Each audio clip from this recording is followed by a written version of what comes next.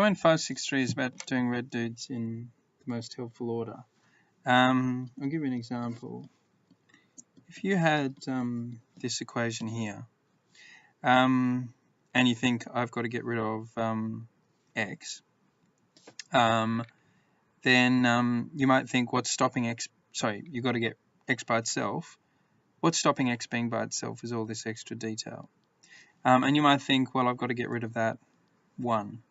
And so you might do a red dude of subtracting 1. Now, what I'm saying is that that is premature.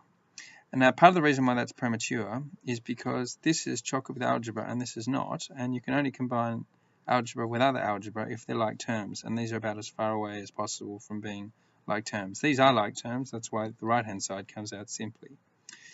So if you can't just subtract 1, if you can't just expect this one to tackle that one, then what should you do? Now, by the way, another way of explaining why this one can't tackle that one is that this one is so far buried inside this because of order operations that just subtracting 1 will not tackle it. It's basically been added to 3x, it's been divided into the number 4, so it's basically not a 1 anymore. Well, what I always recommend doing is get rid of fractions first. So in this case, I would times both sides by the denominator. So that will be times 3x plus 1. So you get 4 equals 10 times 3x plus 1.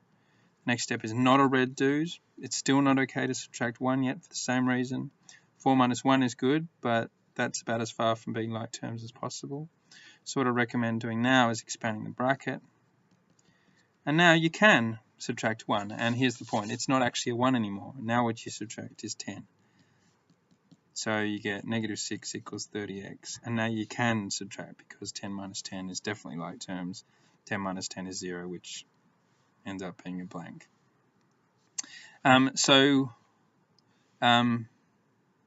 That's what comment 563 means. I'll just say a bit more about what order to do things in. We often say that you should kind of do stuff in reverse BODMAS order just to be safe. So imagine if your favorite number was in there, let's say it's 12. What would you do first? First you'd double it, then you'd add 1.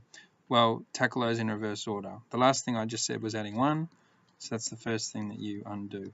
It's not completely foolproof, it's just a way of making it more likely that your chosen red dude will work because you are not in a tricky like term situation.